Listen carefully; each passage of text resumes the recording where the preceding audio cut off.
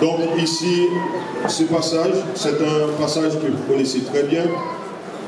C'est un discours de notre Seigneur Jésus-Christ.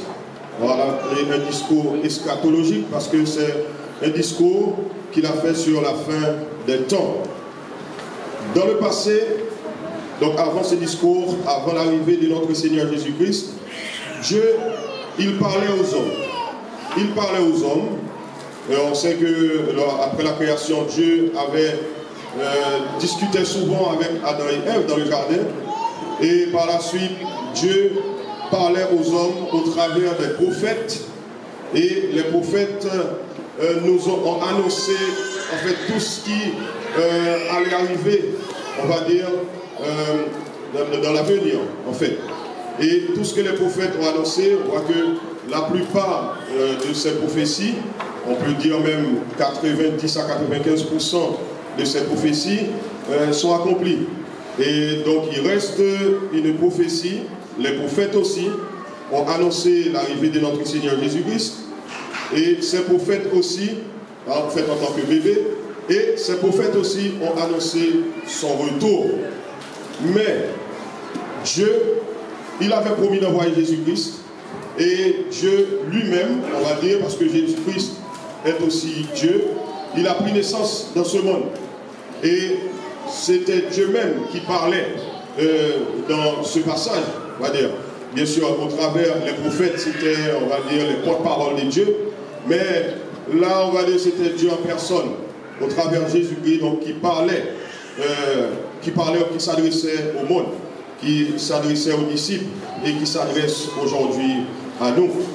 Donc les disciples, bien sûr, ils voulaient savoir comment allait se passer la fin du monde.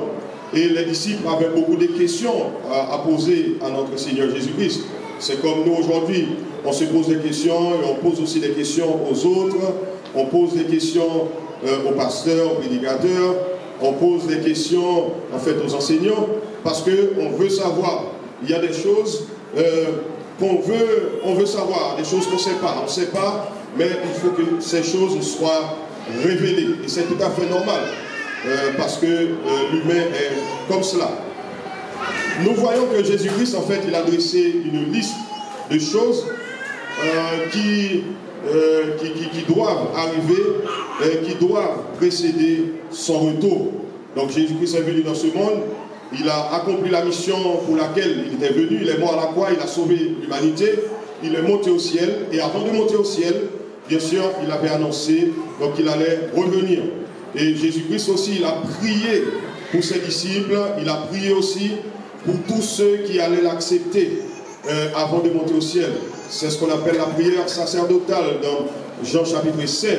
Et Jésus-Christ, il a prié pour nous, nous qui sommes là aujourd'hui, parce que Jésus-Christ sait dans quel monde nous vivons.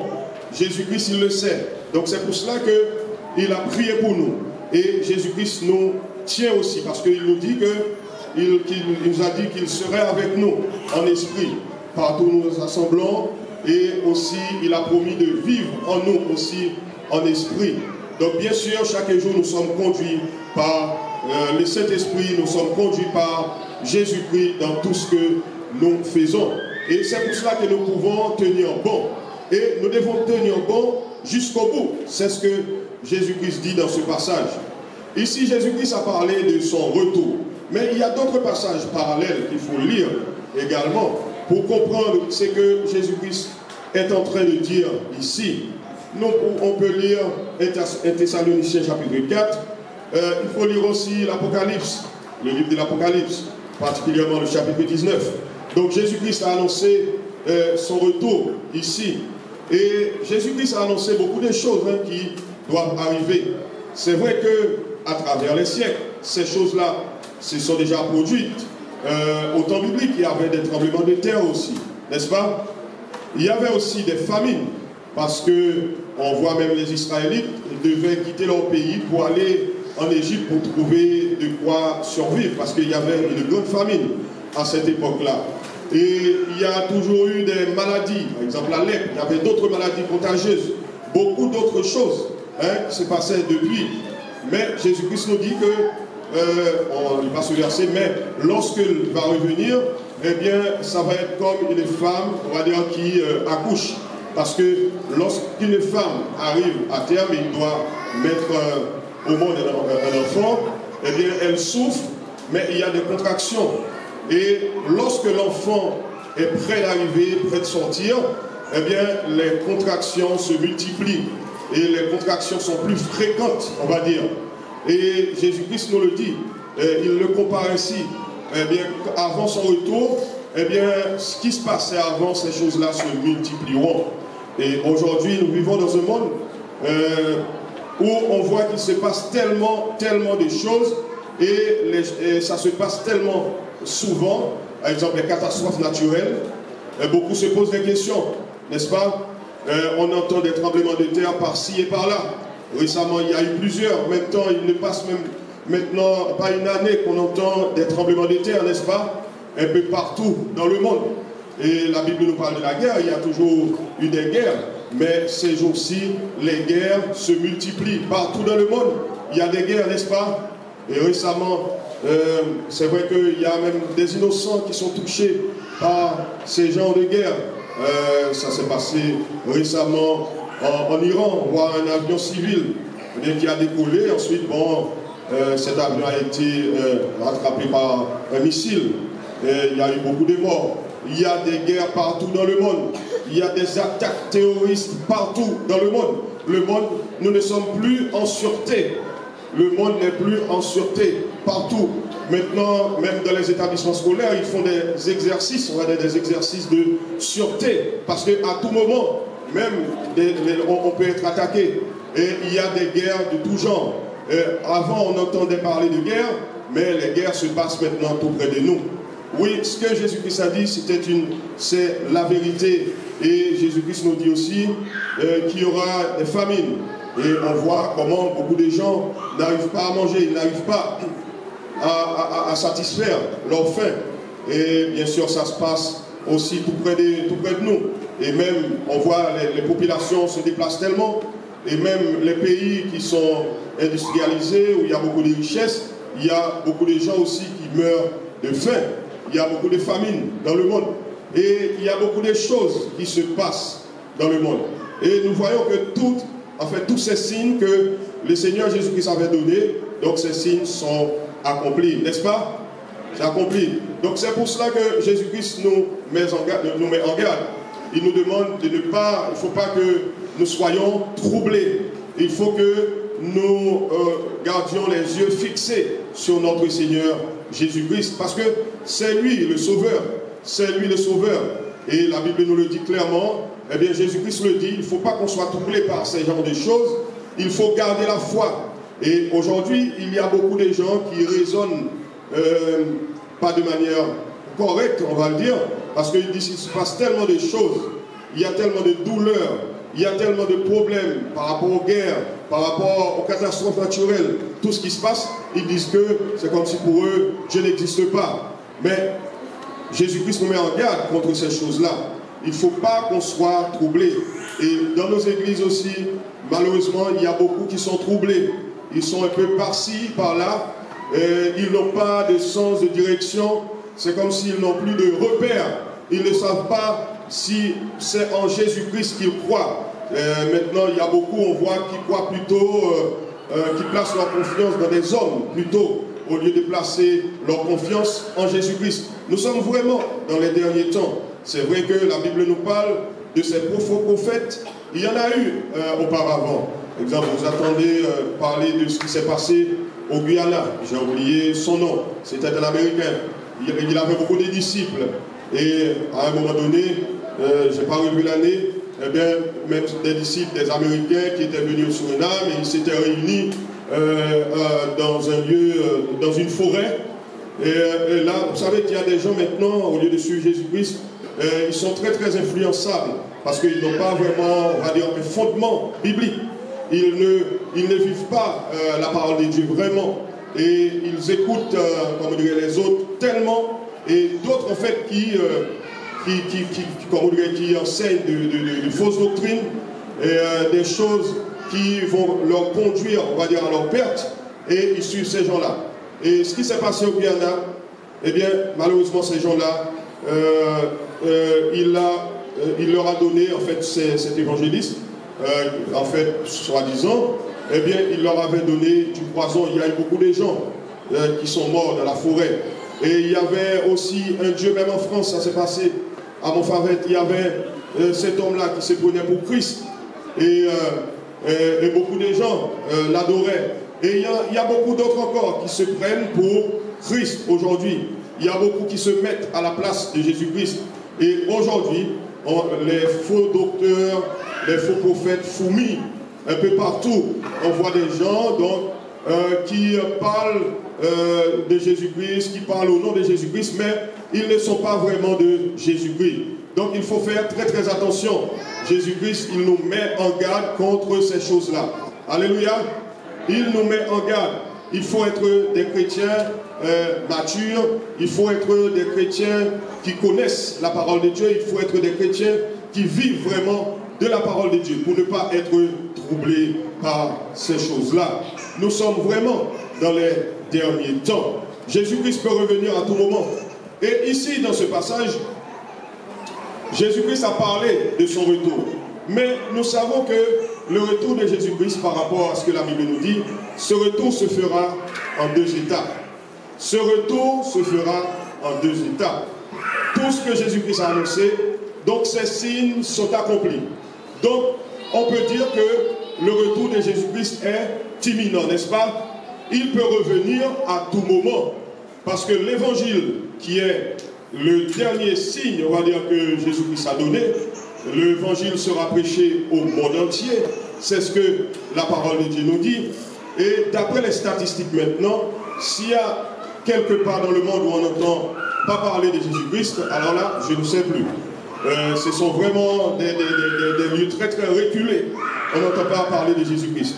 Cela veut dire que Jésus-Christ peut revenir à tout moment. Tout le monde entend parler de Jésus-Christ. Et d'ailleurs, c'est pour cela, il y a des pays qui sont fermés à l'évangile, mais au travers des médias, au travers des ondes, eh bien, il y a beaucoup qui entendent la parole et qui acceptent Jésus-Christ. C'est le cas dans certains pays musulmans. Il y a beaucoup qui se convertissent maintenant, qui se tournent vers Christ, qui remettent leur vie, confient leur vie à Christ. Comme je l'ai dit récemment, dans des pays comme l'Iran, les gens se convertissent par centaines de milliers maintenant. Ça veut dire que Jésus-Christ, il n'est pas loin. Et des gens qui étaient durs à l'évangile, des gens qui étaient très ancrés, on va dire, dans leur religion musulmane.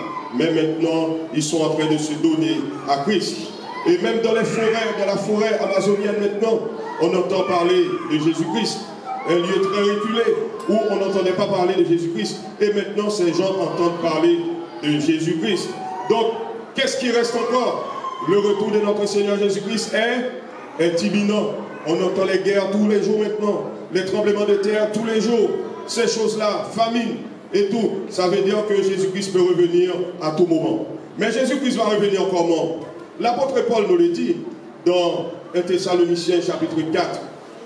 On sait que Jésus-Christ reviendra d'abord chercher l'Église, n'est-ce pas? Jésus-Christ reviendra chercher l'Église. C'est pour cela que ce retour se fera en deux étapes. Il reviendra chercher l'Église. Et Jésus-Christ le dit clairement, il reviendra chercher une Église sans tache. Ce matin, ma question, est-ce que vous faites vraiment partie de l'Église? Comme je l'ai dit au candidat au baptême, est-ce que vous faites partie de l'Église de Jésus-Christ? Jésus-Christ, il reviendra chercher l'Église. C'est-à-dire que l'Église de Jésus-Christ, c'est tous ceux qui l'acceptent, tous ceux qui font sa volonté, tous ceux qui vivent comme Jésus-Christ le demande. Et ils font partie de l'Église de Jésus-Christ. Tous ceux, les chrétiens qui ont vécu avant nous à travers les siècles, eh bien, ils font aussi partie de l'Église, même s'ils sont partis, on va dire spirituellement, la partie immatérielle retourne à Dieu, parce que quand il décède, il retourne à Jésus-Christ, mais le corps tombe dans la poussière. Mais Jésus-Christ promet aussi de revenir chercher les corps. Et les corps se réuniront avec la partie immatérielle. Et on aura un corps ultime, comme la parole de Dieu le dit. Et l'apôtre Paul l'explique clairement dans 1 Thessaloniciens chapitre 4. Il y aura un signal qui sera donné, n'est-ce pas? Oui, il y aura une trompette qui sonnera. Et lorsque cette trompette sonnera, eh bien, la Bible nous dit, les morts en Christ ressusciteront premièrement, n'est-ce pas? Ils ressusciteront et ils iront à la rencontre de notre Seigneur Jésus-Christ. Nous ne les dévancerons pas. Si Jésus-Christ revient ce soir, s'il revient demain, s'il revient dans un an, parce qu'on ne sait pas, il peut revenir maintenant à tout moment, à tout moment. Les prophètes qui ont annoncé sa venue en tant que Messie, bébé dans ce monde, ces prophéties sont accomplies à la lettre. Et ces mêmes prophètes aussi ont annoncé son retour. Le prophète Daniel, le prophète Ésaïe, le prophète Michée et beaucoup d'autres. Notre Seigneur Jésus-Christ, il reviendra. Et la Bible nous dit, quand il reviendra, la première étape de son retour, il ne posera pas ses pieds sur cette terre. Il ne posera pas ses pieds sur cette terre. La Bible nous le dit dans 1 Thessaloniciens chapitre 4. Il restera où ça? La Bible nous dit qu'il restera dans les airs. C'est dans les airs. Et nous irons à sa rencontre. Comment cela va se faire? Eh bien, la Bible nous dit là où est, bon, c'est l'image que la Bible emploie, là où est l'animal qui est mort, eh bien, c'est là que les aigles s'assemblent. Lorsque notre Seigneur Jésus-Christ revient, eh bien, ce sera comme un aimant. Nous avons sa nature. Nous sommes comme Christ. Dès qu'il revient, si on est en Christ, si on est à lui, on sera attiré, n'est-ce pas? Voilà, c'est comme magnétique. Ça sera comme cela. Il sera dans les airs. Tous ceux qui sont à lui, partout où ils sont dans le monde, qu'ils soient en Afrique, qu'ils soient en Amérique, qu'ils soient en Asie, qu'ils soient en Amérique latine, dans les Caraïbes, eh bien, nous irons tous à la rencontre de notre Seigneur Jésus-Christ dans les airs. Alléluia. Ça va être la première étape de son retour. C'est-à-dire, ça c'est l'Église. C'est ceux qui font partie de l'Église. C'est-à-dire l'Église, quelle que soit la dénomination, du moment qu'on soit en Christ, que vous soyez nazaréen, que vous soyez baptiste, que vous soyez adventiste, que vous soyez, si vous êtes en Christ, lorsqu'il reviendra, là où vous êtes, vous allez à sa rencontre. Alléluia. Ce matin, la question que j'ai pour vous, est-ce que vous êtes en Christ? Est-ce que vous avez la nature de Christ pour être attiré quand il reviendra? Parce qu'il peut revenir à tout moment. À tout moment, les signes sont accomplis. Reste-t-il encore des prophéties qui ne sont pas encore accomplies concernant le retour de notre Seigneur Jésus-Christ? Moi, en tout cas, j'en vois pas. Les prophéties sont accomplies. Donc Jésus-Christ, il peut revenir à tout moment. S'il revient ce soir, est-ce que vous avez la nature de Christ pour pouvoir aller à sa rencontre? Et la Bible nous le dit, c'est la parole de Dieu. Et la parole de Dieu, Dieu ne ment jamais, ce qu'il dit s'accomplit toujours. Les chrétiens de Thessalonique, ils croyaient en la parole de Dieu. Mais pour eux, ils pensaient que ceux qui sont décédés, mais ils ne vont pas entendre le son de la trompette quand Jésus-Christ revient dans les airs. Et l'apôtre Paul leur a rassuré. Et l'apôtre Paul le rassure aussi aujourd'hui, comme je l'ai dit tout à l'heure. Il dit que nous les vivants, nous ne dévancerons pas les morts, ceux qui sont décédés. C'est quelque chose qui nous dépasse, qui dépasse notre entendement. On ne sait pas comment des corps décomposés dans une tombe, dans la terre, dans la poussière, des gens qui sont morts dans la mer, dans les océans, qui sont morts dans les forêts, et parfois il y a une partie qui est d'un côté et l'autre partie de l'autre côté. On ne sait pas vraiment comment ça va se faire, mais qui va le faire? C'est Dieu qui le dit. Alléluia. C'est Dieu qui va le faire. Il sait comment le faire et il est capable de le faire. Alléluia. S'il a créé le monde à partir de rien, alors ce n'est pas un corps qui est décomposé dans la terre que le Seigneur n'est pas capable de, on va dire, remettre en état. Ça, c'est pas impossible pour notre Dieu. Tout est possible pour notre Dieu.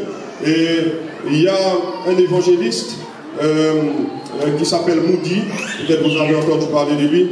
C'est un Anglais qui a vécu longtemps. Vous entendez parler maintenant de l'édition Moody.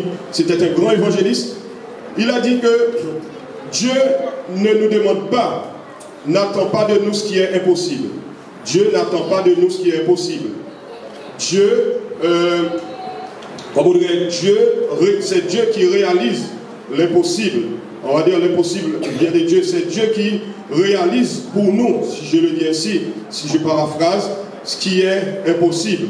Il n'attend pas de nous ce qui est impossible. Ça veut dire que ce qu'il nous demande, eh bien, ce sont des choses qu'on est capable de faire. Parfois, c'est difficile. On voit que ce n'est pas facile. Quand il nous demande de vivre pour lui, de l'accepter pour avoir la vie, c'est possible. Il sait que c'est possible. Il ne nous demande pas ce qui est impossible. Et ce matin, je vous encourage vraiment, peut-être ceux qui ne sont pas prêts, qui n'ont pas cette nature de Jésus-Christ. Et c'est pour cela, dans la Bible, on voit qu'il y avait des grands aussi qui ont cherché Jésus-Christ, comme aujourd'hui. Même si la Bible le dit, ça va être difficile pour un riche d'entrer dans le royaume des cieux. Mais il y en a quand même qui font l'effort et qui ont accepté de s'humilier, même s'ils sont très riches, mais ils s'humilient. Ils reconnaissent que Dieu est Dieu, qu'il y a un Dieu. Alléluia. Et ils l'acceptent dans leur vie. Ils acceptent Jésus-Christ pour avoir la vie. Et aujourd'hui, est-ce que vous avez la nature de Christ? On le voit dans la Bible aussi, tel que Nicodème, un grand docteur de la loi, qui a été voir Jésus-Christ parce qu'il voulait avoir la vie. Parce que c'était un mystère pour lui, il ne pouvait pas comprendre. Mais Jésus-Christ lui a expliqué. Et il était devenu un disciple de Jésus-Christ. Il a été sauvé. Il y a beaucoup d'autres exemples dans la Bible. Zachée, par exemple, c'était un grand publicain, un grand péager. Mais il avait accepté Jésus-Christ dans sa vie. Il y a beaucoup d'autres exemples. Et si on regarde encore aujourd'hui dans notre monde, il y a beaucoup de grands qui sont en train d'accepter Jésus-Christ dans leur vie parce qu'ils reconnaissent que s'ils n'ont pas cette nature, la nature de Jésus-Christ, eh bien, ils ne peuvent pas être sauvés. Et la Bible nous le dit aussi, il faut qu'on fasse attention, nous qui sommes en Christ, il faut garder la foi. Il ne faut pas qu'on soit troublé, parce que la Bible nous dit, c'est celui qui persévérera jusqu'à la fin qui sera sauvé. Oui, Jésus-Christ reviendra chercher l'Église, et il reviendra très bientôt. Je ne peux pas vous dire quand. Jésus-Christ ne nous donne pas de date, mais il nous donne des signes. Et nous voyons que les signes sont accomplis. Il peut revenir à tout moment. Ça, c'est la première étape. Notre Seigneur Jésus-Christ reviendra aussi juger le monde. On va terminer. Je vous invite à lire Apocalypse chapitre 19. Et quand il reviendra, ça va être la deuxième étape de son retour. Là, lors de la première étape, il ne posera pas ses pieds sur cette terre, mais lors de la deuxième étape, alors là, il posera ses pieds sur cette terre. Il posera ses pieds sur cette terre. Et les prophètes qui ont annoncé sa naissance en tant que bébé, les prophètes, ces mêmes prophètes aussi ont annoncé son retour en tant que, on va dire, en tant que lion, en tant que juge, en tant que guerrier. Ils annoncent aussi son retour, cette étape-là. Et cette étape-là se fera avec l'Église. Alléluia. Oui, nous ferons partie de l'armée des dieux, c'est-à-dire l'Église, nous l'accompagnerons. Nous reviendrons avec lui sur cette terre. On sera avec lui dans les airs. Et l'Apocalypse nous le dit dans Apocalypse chapitre 19. Lorsque Jésus-Christ reviendra à ce moment-là, eh bien ce sera un guerrier. Et la Bible nous dit qu'il y aura une grande bataille. On en parlera, une très grande bataille. Et le monde entier se lèvera, on va dire, contre Israël. Et à ce moment-là, ils penseront que, eh bien, ils vont combattre Israël. Parce que Israël, lorsque l'Église sera enlevée, les Juifs vont se tourner vers Christ. Ils vont accepter Christ en tant que Messie. Parce qu'aujourd'hui encore, il y a beaucoup qui ne reconnaissent pas Jésus-Christ en tant que Messie. Beaucoup de Juifs. Ils ont mal compris, on va dire, cette prophétie concernant Jésus-Christ. Mais lorsqu'ils voient Jésus-Christ revenir chercher l'Église, alors là, ils vont se tourner vers Christ, ils vont l'accepter. Et les Juifs vont annoncer l'Évangile. D'après l'Apocalypse chapitre 19, un peu partout dans le monde. Et lorsque Jésus-Christ reviendra, eh bien, ils seront persécutés, mais ils vont accepter Jésus-Christ. Et ils seront bien sûr sauvés. Il y a même des gens qui seront sauvés dans ces jours-là. Et lorsque Jésus-Christ reviendra, ces gens qui lutteront, on va dire, qui combattront Israël, eh bien c'est Jésus-Christ même qui combattra pour eux. Donc il y aura des jours terribles sur cette terre. Et ce qu'on voit maintenant, c'est pour cela que la Bible nous dit, ce que nous voyons maintenant, c'est juste le commencement des douleurs. Et c'est lorsque l'Église sera enlevée, lorsqu'on sera avec Christ, heureusement que Jésus-Christ ne passera pas beaucoup de temps avant de revenir, c'est-à-dire après cette première étape. Mais ce qu'on voit maintenant, eh bien, c'est même pas comparable par rapport à ce qui va se passer après l'enlèvement de l'Église. Et c'est cette période que la Bible appelle la grande tribulation. Et il y aura beaucoup de choses qui apparaîtront pendant cette période-là. Et je ne veux pas que vous portiez aussi la marque de la bête. Beaucoup vous disent, en fait, ils sont en train de vous dire la marque de la bête est déjà là. Mais d'après la parole de Dieu, d'après ce que la Bible nous dit, je crois plutôt que la marque de la bête apparaîtra après l'enlèvement de l'Église. Après l'enlèvement de l'Église, il y aura cette marque. Et la Bible nous le dit. Dans Apocalypse, chapitre 14, 19, je ne me rappelle plus, eh bien, il faut avoir cette marque pour pouvoir acheter et pour pouvoir aussi vendre. C'est-à-dire que si vous ne portez pas cette marque-là, eh bien, vous n'allez pas pouvoir manger. Si vous portez cette marque, eh bien, vous n'appartenez pas du tout à Christ. Ça veut dire que vous appartenez bien sûr à la bête, c'est-à-dire à Satan. Donc, il ne faut pas qu'on arrive jusque-là. Il ne faut pas qu'on arrive jusque-là. Il faut faire partie de l'Église de Jésus-Christ pour pouvoir être enlevé. Alléluia. Lorsqu'il reviendra. Je pense que nous sommes clairs là-dessus. Jésus-Christ, il reviendra chercher une Église sans tache. Et j'espère que tous ceux qui sont là ce matin, qui entendent cette parole, ce n'est pas pour rien que Jésus-Christ vous parle ce matin. C'est parce qu'il veut aussi que vous soyez enlevés, que vous ayez sa nature. Parce que hors de Jésus-Christ, il n'y a pas de vie. La vie se trouve en Jésus-Christ. Je suis la résurrection et la vie. C'est Jésus-Christ qui est la vie. Jésus-Christ qui est la résurrection. Et si on croit en Jésus-Christ, on a la vie. Et on a aussi sa nature. Comme je l'ai dit hier aux baptisés, eh bien, en Jésus-Christ, nous sommes morts au péché. Et nous sommes justifiés. C'est-à-dire que Jésus-Christ a pris notre place. Et en sa personne, nous sommes morts au péché. Et Dieu nous voit maintenant comme justes. Et nous avons, à travers Jésus-Christ, eh bien, nous ne sommes plus coupables. Nous devenons des justifiés. Et nous pouvons, bien sûr, aller au ciel. Et puisque nous avons Christ dans nos vies, eh bien, comme je l'ai dit, je reprends ce terme, nous avons la nature de Christ. Et c'est pour cela que nous sommes sauvés. Et ce matin, ceux qui sont prêts pour ce retour, c'est-à-dire pour ce retour imminent de notre Seigneur Jésus-Christ dans les airs, c'est le moment de l'accepter. Parce qu'il ne reste plus rien. Il ne reste plus rien. Et ce monde ne vous apportera rien. Ce monde, même si peut-être vous niez Jésus-Christ en ce moment pour pouvoir gagner un pain, pour pouvoir gagner quelque chose, eh bien, je peux vous dire que cela ne vous servira pas grand-chose. Parce que Jésus-Christ reviendra bientôt. Et c'est maintenant qu'il faut vraiment vous remettre en question et l'accepter dans votre vie pour avoir la vie. Parce que tout ce que Jésus-Christ nous dit ici, on voit que ce sont des choses qui sont déjà accomplies. Donc il peut revenir à tout moment. Et je vais vous laisser et on partagera le repas du Seigneur. Mais ce matin, je vous rappelle encore, peut-être que c'est le moment d'accepter Jésus-Christ dans votre vie. C'est vrai que Dieu m'a mis, il y a d'autres messages qui m'étaient venus à l'esprit. Mais finalement, eh bien, je me suis fixé sur ce message-là. Parce que c'est ce que le Seigneur a voulu qu'on entende ce matin. C'est ce que le Seigneur a voulu nous dire ce matin. Et on sait que quand Dieu parle, ce n'est pas pour rien. Quand il parle, c'est parce qu'il y a quelque chose à faire. Oui, la parole de Dieu doit être reçue. Et lorsqu'on reçoit la parole de Dieu, eh bien aussi, on met cette parole en application. C'est-à-dire, on agit, on accepte. Et bien sûr, on fait ce que le Seigneur nous demande. Que le Seigneur vous bénisse ce matin. Et nous allons donc maintenant partager le repas du Seigneur. Et j'invite l'équipe de louange à chanter un chant, étant d'essouffler. Et après ce chant, après le service, après la Sainte Seine, nous prierons donc pour l'enfant. On priera pour l'enfant. Donc on dédiera l'enfant laudé au Seigneur.